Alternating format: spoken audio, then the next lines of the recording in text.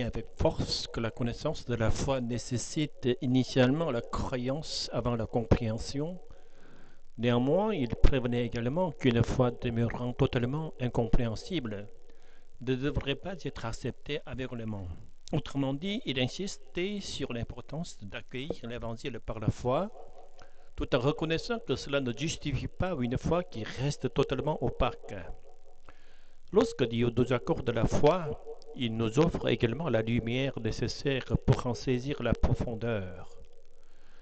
Cela signifie que nous ne demandons pas une foi aveugle lorsque nous partageons l'Évangile, mais plutôt que de transmettre un Évangile que nous comprenons pleinement dans un langage compréhensible. Bien sûr, étant donné que cette explication repose sur une compréhension subjective, nous ne pouvons pas contraindre l'autre personne à croire en cet évangile. La grâce de l'Esprit Saint est nécessaire. Nous nous interrogeons aujourd'hui si le mystère peut être expliqué de la même manière. Un mystère est littéralement un secret connu uniquement de Dieu et interdit aux humains, mais tout comme la foi, un mystère est révélé à ceux qui le reçoivent et en même temps, Dieu leur accorde la grâce de le comprendre. Comprendre signifie ici accepter le mystère de tout notre être et jouir de la grâce mystérieuse dans toute notre existence. Cependant, comme pour la foi, nous ne pouvons pas le communiquer aux autres car c'est un secret entre Dieu et nous. Si nous considérons que la foi est une affaire du cœur et que le mystère engendre des changements concrets dans la réalité, alors le mystère peut parfois sembler difficile à transmettre que la foi. Cependant, comme nous pouvons le voir dans l'épisode où Jésus guérit le paralytique et pardonne ses péchés, la foi et le mystère sont intrinsèquement liés. Croire en Jésus comme sauveur et obtenir l'assurance d'une vie éternelle est en soi un événement mystérieux. Lorsque cette foi prend vie dans la réalité, le mystère se déploie. Par conséquent, tout comme nous transmettons l'Évangile dans les limites de notre compréhension et de notre langage, nous devons également partager le mystère. Tout comme le Saint-Esprit était celui qui finalement amène à la foi, le mystère peut également être transmis sous la grâce du Saint-Esprit. En tant que pasteur dans la tradition réformée, je prendrai l'exemple du mystère de la Sainte Seine conformément à la perspective réformée. Je suis ouvert à un débat constructif en respectant d'autres traditions. Lors de l'institution de la scène, Jésus a révélé le mystère dans notre langue. Il a simplement montré le pain qu'il tenait dans ses mains en disant « Ceci est mon corps ». Le verbe être relie le pain à son corps. Prendre cela au pied de la lettre constitue une compréhension littérale. D'autre part, l'interpréter comme une métaphore ouvre la porte à de multiples interprétations. La doctrine de la transsubstantiation dans la tradition catholique romaine explique l'institution de la Sainte Seine de la manière suivante. Lorsque Jésus dit « Ceci est mon corps », cela se rapporte uniquement à l'apparence extérieure du pain.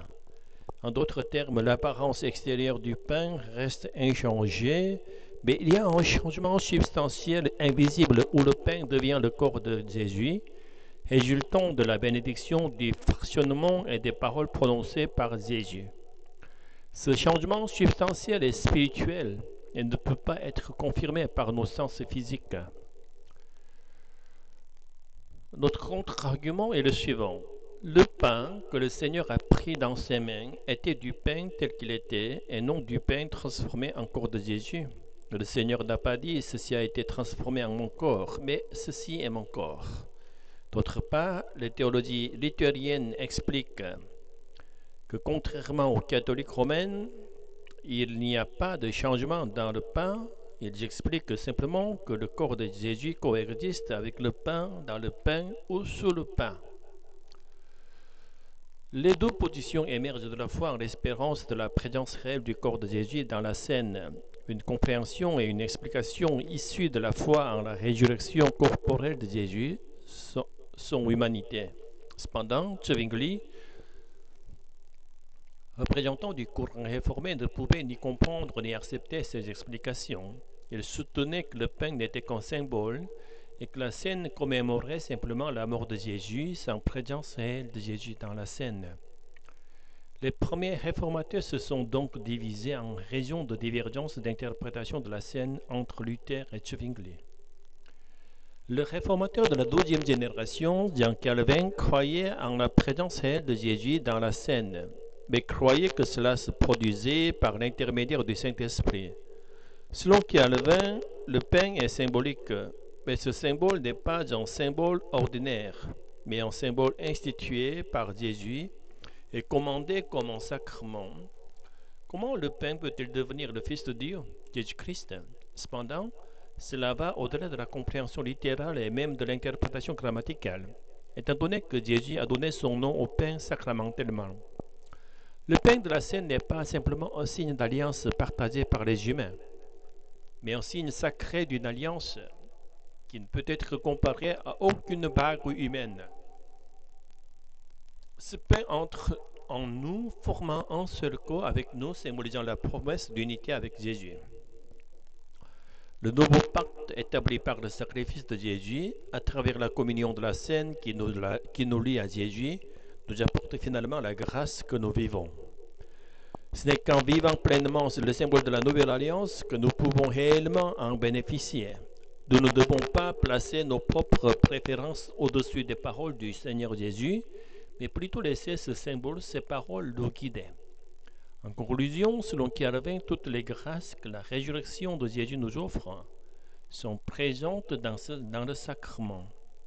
La distance entre le trône céleste où se trouve le corps de la résurrection et l'Église sur terre est surmontée par l'Esprit Saint qui n'est pas limité par le temps ni l'espace. Les théologies catholiques romaines et luthériennes ont négligé d'explorer la présence de l'Esprit Saint dans l'Eucharistie en tentant de comprendre et d'expliquer le mystère de l'Eucharistie en dehors de l'Esprit Saint. Elles se sont imposées aux fidèles une foi aveugle dans l'Eucharistie. Puisque le mystère comporte toujours une part d'incompréhensible, l'Église se maintient par une foi imposée. Ne serait-il pas plus conforme à la compréhension de la foi d'Augustin de comprendre et de croire au sacrement à travers le mystère de la Trinité? Bien sûr, si nous nous demandons quelle Église bénéficie le plus de la grâce des sacrements, que ce soit la réformée qui néglige la pratique de la scène, ou la catholique romaine qui la place au centre de son culte, quelle que soit son interprétation, je pense que la seconde est plus proche. Permettez-moi de conclure par une prière. Seigneur, que nous puissions croire, comprendre et mettre en pratique le mystère de la foi selon ta volonté.